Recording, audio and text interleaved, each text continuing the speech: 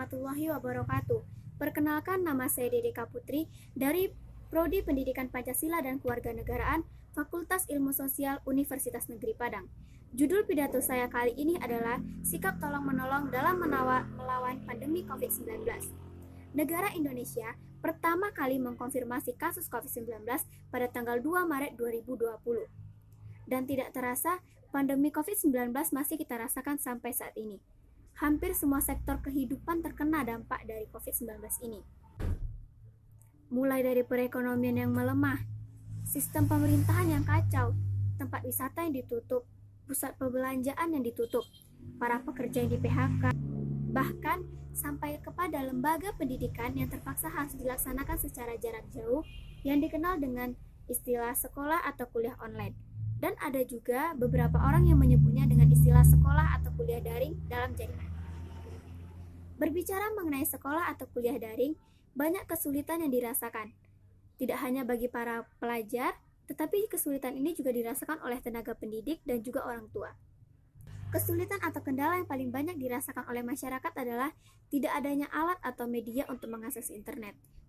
Contohnya seperti HP, laptop, dan komputer. Selain kesulitan dari tidak mampunya mengakses internet, kesulitan lainnya yang juga dirasakan oleh para orang tua yaitu ketidakmampuan orang tua dalam memahami tugas-tugas anaknya, sehingga para pelajar hanya menyalin jawaban dari internet, contohnya seperti dari Google, tanpa memahami dan mengerti apa isi dari jawaban yang mereka tulis tersebut. Ketidakmampuan para pelajar dalam memahami materi yang disampaikan oleh gurunya membuat angka putus sekolah meningkat. Contohnya di beberapa tempat seperti di Papua dan di Maluku Utara. Namun, ada beberapa dampak positif dari sekolah atau kuliah daring ini. Contohnya seperti para tenaga pendidik dan peserta didik bisa meningkatkan kreativitas diri dengan membuat video pembelajaran atau membuat PowerPoint untuk presentasi pada saat pembelajaran berlangsung. Selain segudang dampak negatif dari pandemi COVID-19 ini, terdapat dampak positifnya seperti masyarakat akan lebih menjaga kesehatan dirinya, masyarakat akan lebih peduli terhadap makanan yang akan mereka konsumsi, dan juga makin meningkatkan kepedulian antar masyarakat.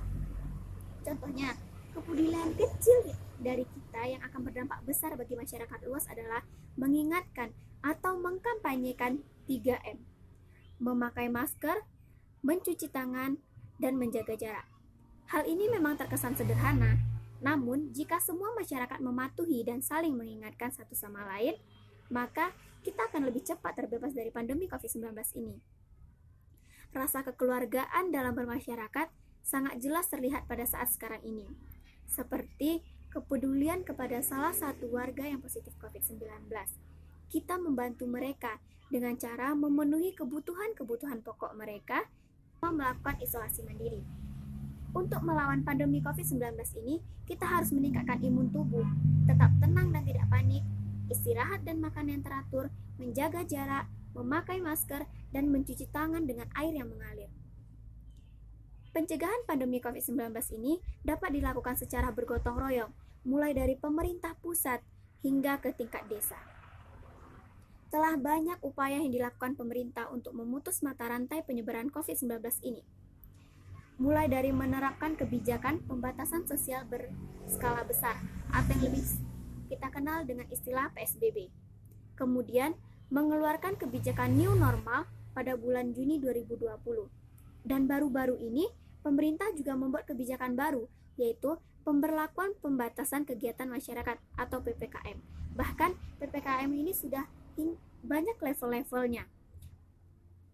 Dan saat ini, pemerintah juga telah memberikan vaksin gratis bagi semua masyarakat guna meningkatkan kekebalan tubuh atau imun tubuh.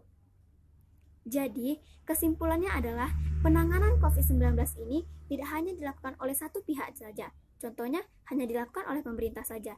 Itu tidak akan mungkin berhasil. Tetapi, penanganan dan pencegahan COVID-19 ini juga harus dilakukan oleh semua masyarakat Indonesia, tanpa terkecuali. Pandemi ini harus segera kita atasi, agar para generasi bangsa tidak kehilangan pegangannya dalam menemukan jati dirinya. Selain itu, juga agar semua sektor kehidupan dapat kembali normal seperti sedia kala. Sekian dari saya, Wassalamualaikum warahmatullahi wabarakatuh.